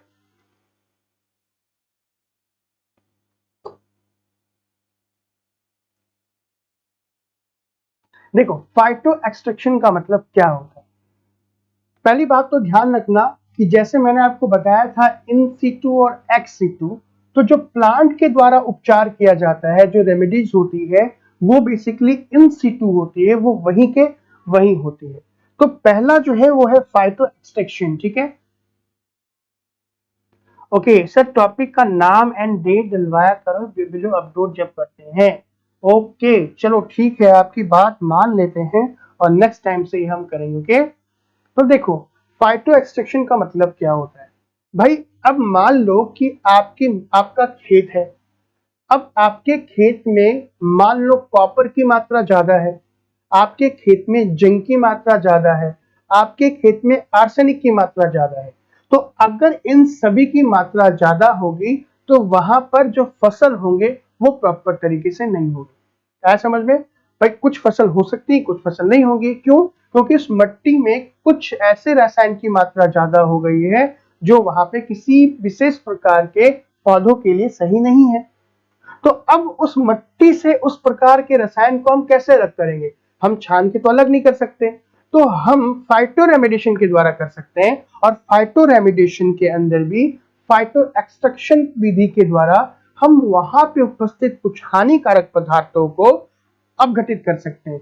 अब हुआ क्या कि जैसे इस पौधे को देखो, ये मिट्टी है, यहाँ पे देख रहे हैं फिगर में, यहाँ पे देखो ये मिट्टी के ये मिट्टी है नीचे में, और इस मिट्टी में जैसे CuZu, ठीक है, इन सब की मात्रा ज्यादा है। हमने कुछ विशेष प्रकार के पौधे को वहां पे लगा दिया। अब पौधे क्या करते हैं? कैपिलरी एक्शन, कैसे तत्व का नाम सुना आपने? कैपिलरी एक्शन का मतलब भी अच्छे तरीके से पता होगा। वो इनकी जो पौधे की जो जड़ें होती हैं, वो जड़ें क्या करती हैं कि पानी तथा मिनरल्स के साथ धीरे धीरे धीरे धीरे धीरे इन सभी हानिकारक पदार्थों को अवशोषित करके उसे जड़ के माध्यम से तनों में, उसे तनों के माध्यम से पत्तियों में पहुंचा देती है। और फिर हम इस पौधे को यहां से काट करके किसी जगह पे दबा देंगे, या इसे हम जला देंगे, या किसी भी तरीके से एक्स-सिटू विधि के द्वारा हम उसे सही कर देंगे। तो जो भी मिट्टी के अंदर में हानिकारक पदार्थ होंगे उसको ये पौधा अवशोषित कर लेगा, एब्जॉर्ब कर लेगा, और इस विधि को हम फाइटो एक्सट्रैक्शन कहते हैं। समझ में आया? क्या समझ में आया? हाँ या ना? अगर हाँ तो जल्दी से बताएं। क्लियर है?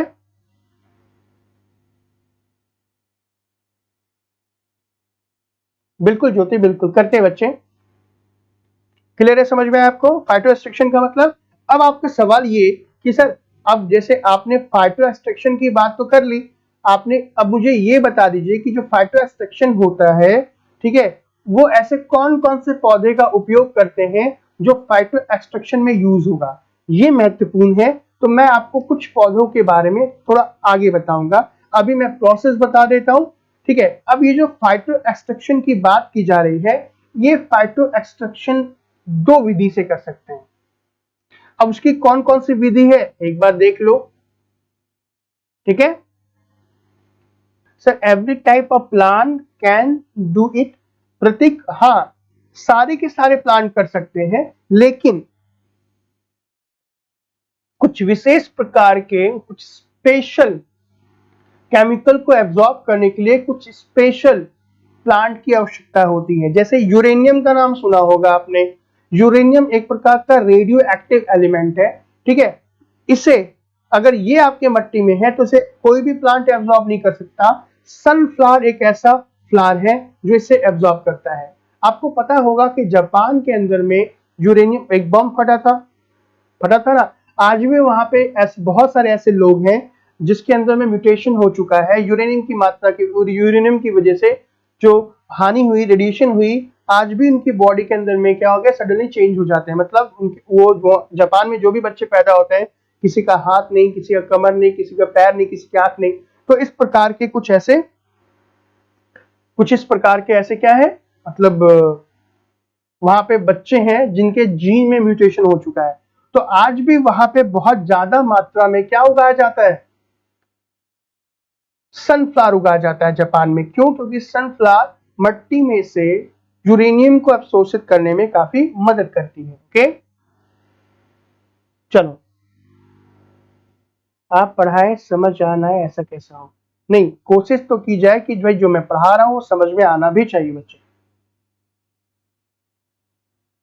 आज ये नेटवर्क बहुत स्लो है मेरा, पता नहीं क्यों।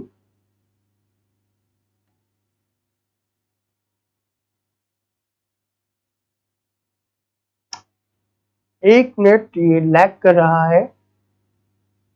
Sir is this channel being broadcast by Uttar Pradesh government? Yes बच्चे, राष्ट्रवादी फैन क्लब, हाँ।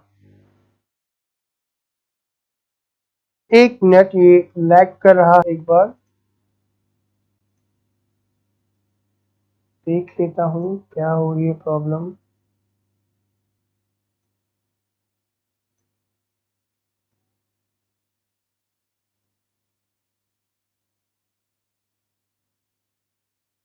यस राष्ट्रवादी बताया बच्चे कि हाँ,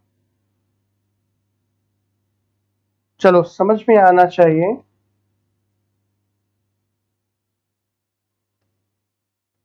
हाँ चलो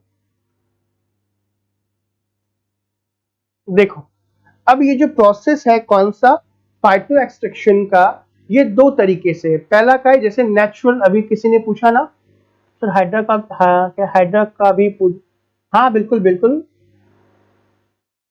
हमारे यहाँ भी नेटवर्क की समस्या है, कोई ना, चलो आगे बढ़ते।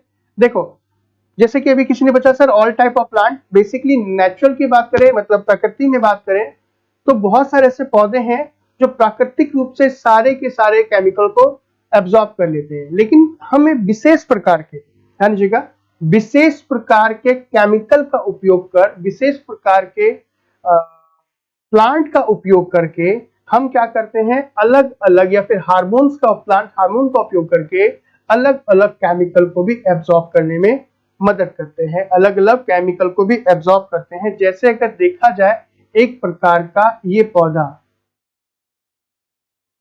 देखो ये पौधा जो है थैलेपस कैरुलेंस नाम का ये जो पौधा देख रहे हो, ये एक विशेष प्रकार का पौधा है जो मिट्टी के अंदर में लगभग लगभग सभी ऐसे प्रदूषकों को अवशोषित करने में मदद करता है जो हमारे यूजफुल प्लांट को नुकसान पहुंचाते हैं। ठीक है, फाइटो एक्सट्रैक्शन का समझ में आ गया। हाँ आज ये जो है वो स्लो चल रहा है। अगला आ जाओ, अगला जो है वो है फाइटो ट्रांसफॉर्मेशन। ये फाइटो ट्रांसफॉर्मेशन क्या होती है उसको एक बार देख लो गाइस। फाइटो ट्रांसफॉर्मेशन को हम फाइटो डिग्रेडेशन भी कहते हैं। अब ये बेसिकली क्या होता है, देखो पहला वाला तो क्या था कि वो जमीन से कोई भी प्रदूषकों को अब्जॉर्ब करके तनों तथा पत्तियों में ले जाता है। बट फाइटो एक्सट्रैक्शन का मतलब क्या होता है, होता ये है कि बहुत सारे प्लांट क्या करते हैं कि जितने भी प्रदूषक हैं, जितने भी पॉल्यूएंट हैं, जितने भी केमिकल हैं जो मिट्टी के अंदर में है, वो पौधे मिट्टी से, जड़ के माध्यम से उन सभी केमिकल को एब्जॉर्ब करके पत्तियों तक पहुंचा देते हैं। क्लियर है, पत्तियों तक पहुंचा दिए। अब पत्तियों तक पहुंचाने के बाद वो जो हानिकारक पदार्थ है, पहले वाले में क्या था कि पौधे के अंदर ही वो हानि, देखो फाइटो एक्सट्रैक्शन में क्या था कि भाई पौधे ने क्या किया, केवल एब्जॉर्ब कर लिया, एब्जॉर्ब करने के बाद जो हानिकारक पदार्थ है वो तने और पत्तियों में तो है ही ना, वो पूरी तरीके से डिकम्पोज हुआ नहीं, मतलब जमीन से तो चला गया बट लेकिन पौधे में तो है। लेकिन फाइटो ट्रांसफॉर्मेशन एक बहुत अच्छी तकनीक है, इसमें कुछ विशेष प्रकार के पौधे क्या करते हैं, उन हानिकारक पदार्थों को एब्जॉर्ब करके खुद ब खुद मेटाबॉलिज्म करके, यानी कि प्लांट के अंदर में उपापचय की प्रक्रिया होगी और होने के बाद वो जो हानिकारक पदार्थ है वो ऑर्गेनिक पदार्थ में टूट जाते हैं, जिससे कोई प्रॉब्लम नहीं होती। यानी कि फाइटो ट्रांसफॉर्मेशन एक ऐसी प्रक्रिया है, एक ऐसी आप ये बोल सकते हो कि एक ऐसा प्रोसेस है जिसमें पौधे हानिकारक पदार्थों को, है ना, तनों के जड़ों के माध्यम से, है ना, पत्तियों तक पहुंचाते हैं और उस पत्तियों के अंदर में मेटाबॉलिक प्रोसेस होता है, मतलब उपापचय की प्रक्रिया होती है और वो हानिकारक पदार्थ पूरी तरीके से अपघटित हो जाते हैं। Is that clear? तो ये प्रोसेस काफी अच्छा है।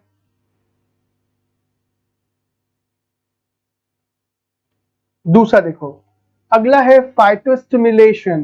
भाई फाइटोस्टिमुलेशन का मतलब क्या होता है? देखो फाइटोस्टिमुलेशन का मतलब आसानी से समझोगे आप कि जो हानिकारक पदार्थ है उन हानिकारक पदार्थों को हम जड़ों के आसपास मौजूद जो जीवाणु होते हैं, जो बैक्टीरिया होते हैं, जो माइक्रो ऑर्गेनिज्म होते हैं, जो सूक्ष्म जीव होते हैं, उनके द्वारा ब्रेक डाउन कर लिया जाता है, उनके द्वारा तोड़ लिया जाता है। ध्यान रखना कि break down of some chemical within plant root and zone या फिर राइजोस्फीयर, इसको हम क्या बोलते हैं? राइजो डिग्रेडेशन भी कहते हैं, डिग्रेडेशन भी कहते हैं। ध्यान रखने का, फाइटोस्टिमुलेशन का मतलब क्या हो गया कि जैसे चने दाल की बात करते हैं, जितनी भी दालें होती हैं, भाई बहुत सारे मैसेजेस आ गए आपके। हाँ, ये नेचुरल प्रोसेस है फाइटोरेमेडिएशन। राष्ट्रवादी फैन मैंने कल की क्लास मेरी देखिएगा, आपको पता चल जाएगा, लास्ट में मैंने नंबर दिया है, उसमें आप मैसेज कर लेना। Sir this plant are harmful for animal if they eat, या बिल्कुल बिल्कुल प्रतीक, अगर मान लो कि हमने इस प्रकार कुछ प्रकार के केमिकल को एब्जॉर्ब करा लिया हानिकारक, तो अगर उसे ईट करेंगे तो हार्मफुल तो होगा ही होगा। सर आप पीपीटी कब से कराएंगे? सर आप इन सभी टॉपिक को पीपीटी के रूप में भी कराएं। देखो ये फिलहाल जो पीपीटी है ये कुछ अलग चीजें बच्चे, अलग सॉफ्टवेयर पे काम हो रहा है, ये पीपीटी वाला पोर्शन नहीं है जो आप देख रहे हो। क्लियर है? तो देखो, तो जो पौधे के जो रूट्स है, जैसे दाल के जो पौधे होते हैं उनके पास छोटे छोटे नोड्यूल्स होते हैं, गांठें होती हैं, आपने देखा होगा। जैसे मान लो ये प्लांट देख रहे हो, तो प्लांट की गांठ के पास कुछ प्रकार के बैक्टीरिया होते हैं, और वो जो बैक्टीरिया है कुछ विशेष प्रकार के जितने भी केमिकल्स होते हैं उनको वो तोड़ देते हैं, जिसे तोड़ने के बाद जो हानिकारक पदार्थ है वो इजिली सब्सटेंस में टूट जाते हैं। बेसिकली अगर देखा जाए तो ये जो है जितने भी पेट्रोलियम हाइड्रोकार्बन्स होते हैं, तो पेट्रोलियम हाइड्रोकार्बन्स को हटाने के लिए हम फाइटोस्टिमुलेशन प्लांट का उपयोग करते हैं। क्लियर है? चलो, then how it destroy. Technical um किसकी बात करें बच्चे? आप पूरा मैसेज टाइप करें।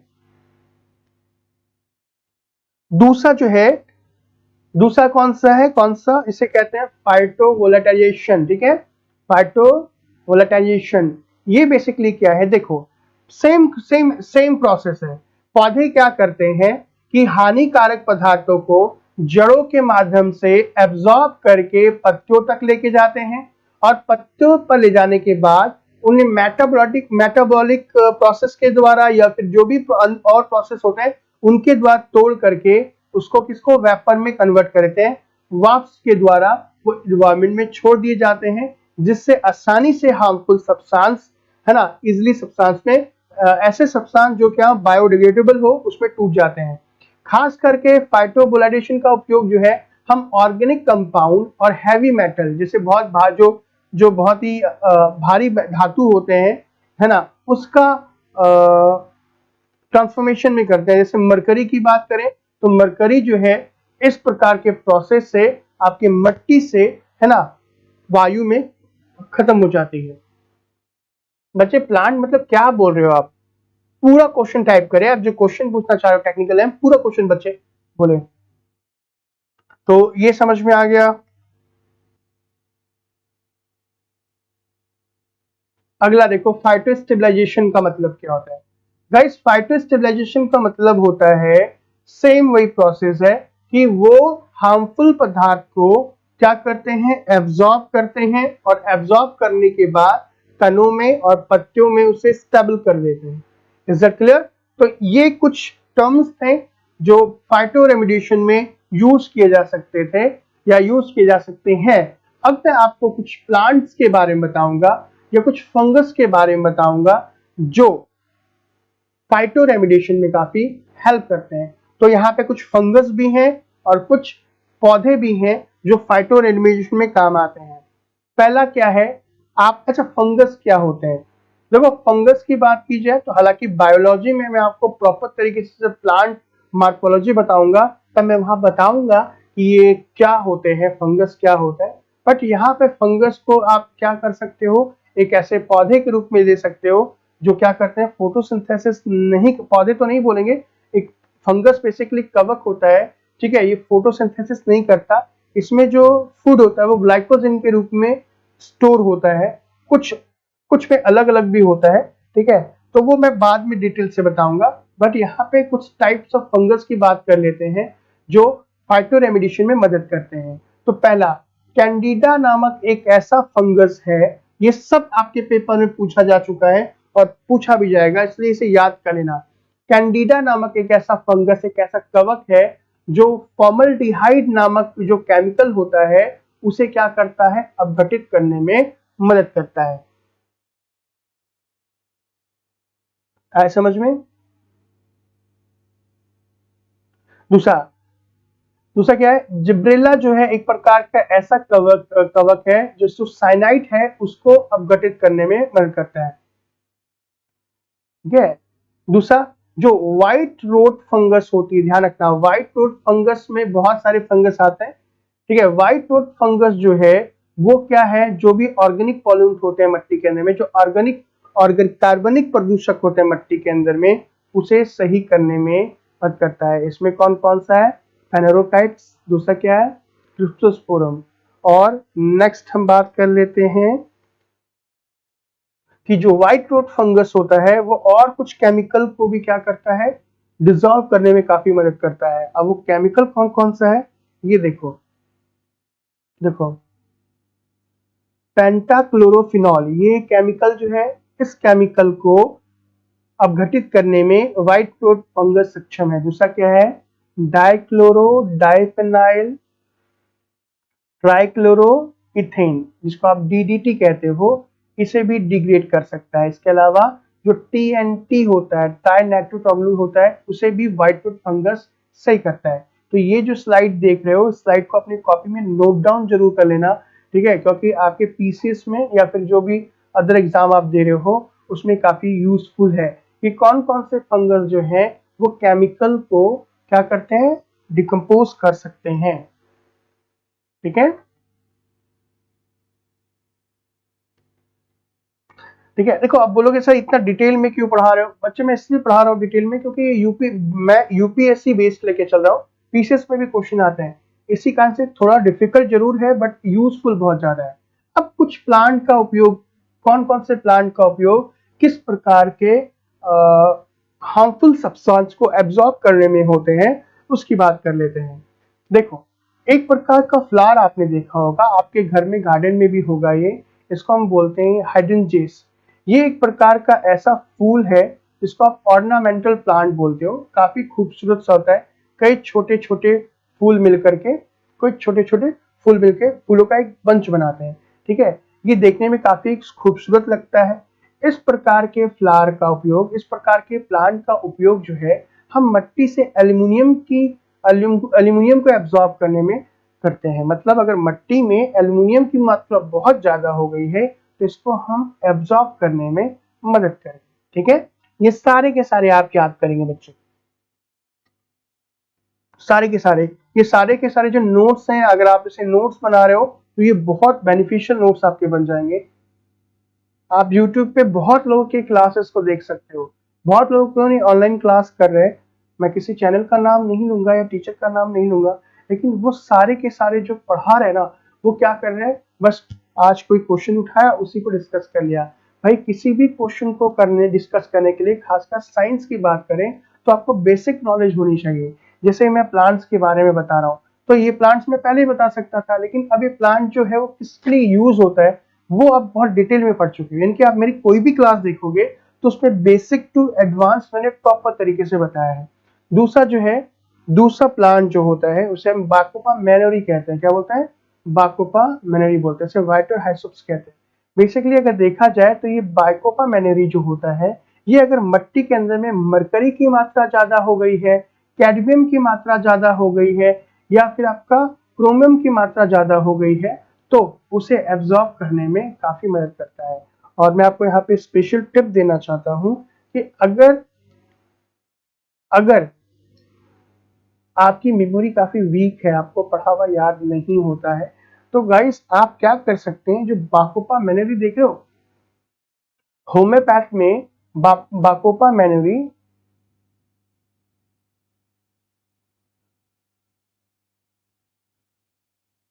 1x के नाम से आती है। आप उस टैबलेट को ले सकते हो, आपकी मेमोरी पावर काफी इंक्रीज हो जाएगी। शंख पुष्पी का नाम सुना होगा। शंख पुष्पी जो पीते बोलते हैं बुद्धि तेज हो जाती है, तो शंख पुष्पी के अंदर में जो बाकोपा मैनरी होती है उसी का उपयोग किया जाता है। चलो दूसरा,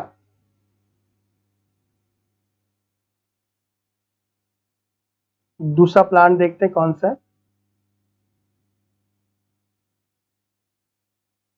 हाउ टू वर्क फंगस बताऊंगा बच्चे। सर मैं बना रहा हूं, आप स्लो स्लाइड्स, ठीक है कोई बात नहीं। अरविंद हमारी चौथी या पांचवी क्लास है ये। दूसरा क्या है, विलो ट्रीज। ये विलो ट्रीज क्या करता है कि ये कैडमियम, जिंक और कॉपर को एब्जॉर्ब करने में मदद करता है। कौन कौन क्या क्या चीजें, पहला कैडमियम, जिंक और कॉपर को एब्जॉर्ब करने में मदद करता है। और कुछ कुछ प्लांट कौन कौन से हैं। दूसरा, अगर मिट्टी के अंदर में मरकरी की मात्रा ज्यादा है तो एक प्रकार का एक प्लांट है, इसका नाम क्या है, अर्बा क्या है, अरबीड्यूपोसिस थैलिना। ये एक प्रकार का पौधा जो है वो मरकरी को एब्जॉर्ब करने में काफी मदद करता है। नेक्स्ट आ जाओ, ठीक है। आपने फर्न का नाम तो सुना होगा, फर्न जो आप गुलदस्ते में लगाते हैं, ये फर्न, ये जो फर्न का पौधा है ये मिट्टी से 80% तक आर्सेनिक को एब्जॉर्ब करने में काफी मदद करता है, ठीक है। सनफ्लावर, सनफ्लावर जो है वो कहाँ पे, आपका जाके मिट्टी के अंदर में यूरेनियम की मात्रा को एब्जॉर्ब करने में करता है। जो 1995 में चेरनोबिल की घटना हुई थी ना, चेरनोबिल, तो चेरनोबिल के आप आज भी चेरनोबिल के आसपास हम सनफ्लावर का यूज करते हैं, क्योंकि यूरेनियम अगर मिट्टी में आ गया तो वो 100 साल तक कभी भी सही नहीं हो सकता, ठीक है। इसके अलावा जो है हम प्रदूषण को हटाने के लिए निम्न विधि का उपयोग भी कर सकते हैं, ठीक है। यानी कि मिट्टी में अगर मान लो कोई मेटल की मात्रा ज्यादा हो गई है तो हम किन किन मेथड का उपयोग करके उसको अलग कर सकते हैं। तो पहला कौन सा है, उत्खनन है, थर्मल ट्रीटमेंट है, एसिड लीचिंग है, इलेक्ट्रो रिक्रिमिनेशन है। और अगर हम वाटर ट्रीटमेंट की बात करें तो उसका सेडिमेंटेशन है, अवसादन बोलते हैं दूसरा, thermal treatment with the mechanical filtration है, यांत्रिक निस्पंदन के साथ थर्मल उपचार है। तो हम ये प्रकार के इतने प्रकार का उपयोग भी मिट्टी में से पॉल्यूशन को खत्म कर सकते हैं, जल में से जो पॉल्यूशन होगा उसको खत्म करने में मदद कर सकते हैं। तो गाइस, सर डिजीज पर भी क्लास लेंगे, हाँ मैं डिजीज पे भी क्लास लूंगा। तो आज की क्लास में हमने प्रॉपर तरीके से बात करी कि वातावरण के अंदर में अगर कोई भी अवशिष्ट पदार्थ है जो डिग्रेडेबल नहीं है, जो पूरी तरीके से अपघटित नहीं हो सकता, हम उसको किन किन विधियों के द्वारा सही कर सकते हैं। तो अभी की क्लास में जो लेट से क्लास में आए हैं, मैं क्या करता हूं, मैं मैं वो फिर से रिकॉल कर देता हूं, और कोई क्वेश्चन हो तो अब मुझसे आप पूछ सकते हैं, मैं उसका जवाब देता हूं, ठीक है। तो देखो सबसे पहला क्या कि मैंने बताया कि बायो रेमेडिएशन क्या होता है। बायो रेमेडिएशन का मतलब होता है कि प्रकृति में उपस्थित जितने भी सूक्ष्म तत्व होते हैं, ठीक है, सूक्ष्म तत्व या फिर सूक्ष्म जीव होते हैं, उनके माध्यम से हम जितने भी हानिकारक पदार्थ हैं उनको सही कर सकते हैं। फाइटो रेमेडिएशन का मतलब क्या बताया मैंने, पौधों के द्वारा हानिकारक पदार्थों को सही कर सकते हैं। तो अब बायो रेमेडिएशन और फाइटो रेमेडिएशन दोनों जो है वो इन सीटू प्रोसेस और एक्स सीटू प्रोसेस के द्वारा हो सकता है। इन सीटू का मतलब कि उन हानिकारक पदार्थों को हम वहीं पे नष्ट करें, और एक्स सीटू का मतलब कि वहां से उठाकर कहीं और करें। और इसी के अंतर्गत मैंने आपको कुछ बैक्टीरिया बताए, कुछ प्लांट बताए। तो आज की क्लास काफी इंपॉर्टेंट थी, ध्यान लीजिएगा। नहीं समझ में आया हो तो आप मुझसे क्वेश्चन पूछ सकते हैं, फटाफट आप मुझसे क्वेश्चन पूछ सकते हैं, कोई भी प्रॉब्लम हो तो मैं आपको बता दूं। अदरवाइज आज की क्लास को हम यहीं पे रखेंगे ना।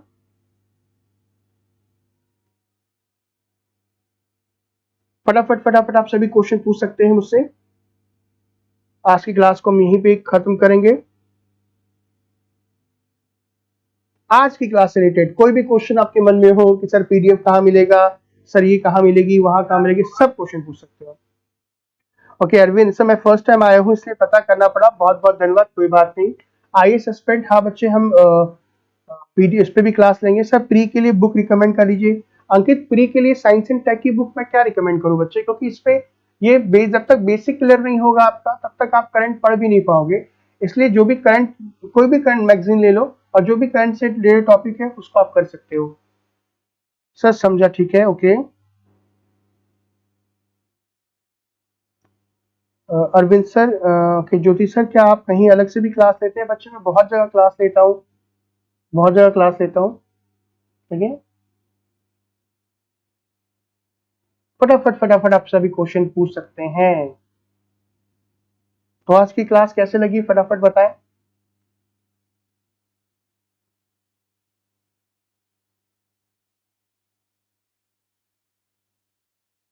सर वो टेबल क्या है, वो टैबलेट भी थी, रिपीट कर, टेबल क्या है? मैं समझा नहीं, प्रेरणा क्या बोले बच्चे? तो ठीक है, आज की क्लास अगर समझ में आई तो अच्छी बात है। आज की क्लास हम यहीं रखते हैं, धन्यवाद, ठीक है। कल कल हमारी क्लास नहीं है, ध्यान दीजिएगा, कल सैटरडे है, कल हमारी क्लास नहीं है।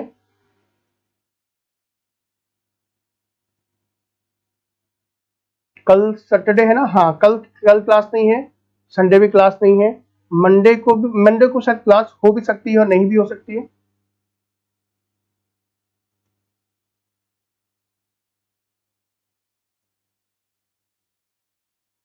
तो चला जाए, आज के लिए यहाँ रखें।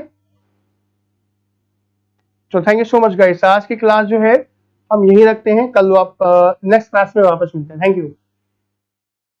सर आप मेरा कमेंट देखे नहीं, कौन सा कमेंट बच्चे बताओ, मैंने देखा प्रेरणा, आपका कमेंट देखा।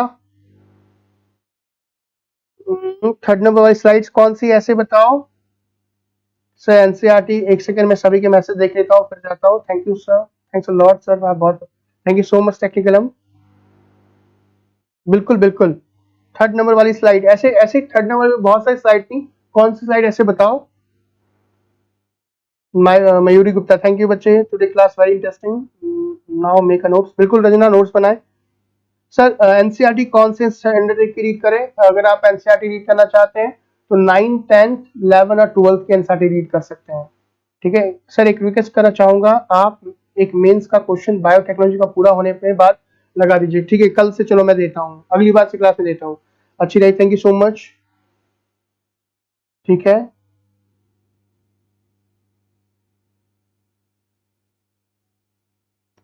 Triple corner, okay okay, triple corner क्या, अच्छा रुको मैं देखता हूँ, आप कौन सी स्लाइड की बात कर रहे हैं, एक मिनट में वेट कर लो। ये ट्रिपल कॉर्नर वाली ना, ठीक है, एक बार देखता हूँ बच्चे।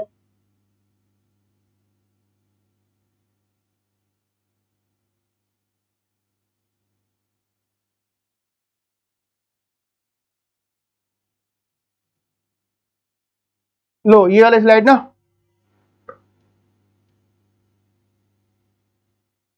सर पॉलिटी की क्लास से पॉलिटी क्लास तो बच्चे मुझे भी नहीं पता कि पॉलिटी क्लास कब स्टार्ट होगी,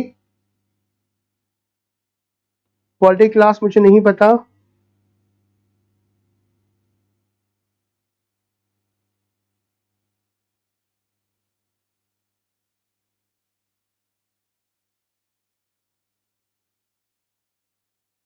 ठीक है,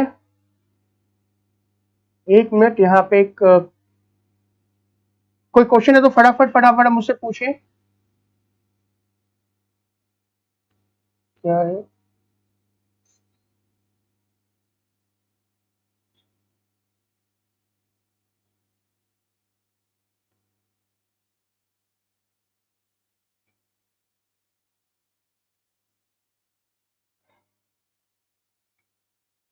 चलिए ठीक है, फिर आज की क्लास यहीं रखते हैं, आज की क्लास को एंड यहीं पे करते हैं। आज मैं लाइव स्ट्रीमिंग को एंड नहीं कर पा रहा हूँ किसी टेक्निकल प्रॉब्लम की वजह से।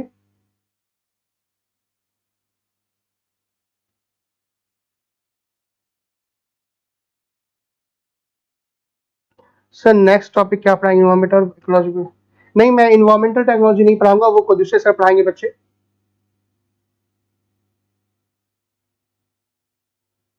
ठीक है, तो आज की क्लास यहीं रखते हैं, ठीक है।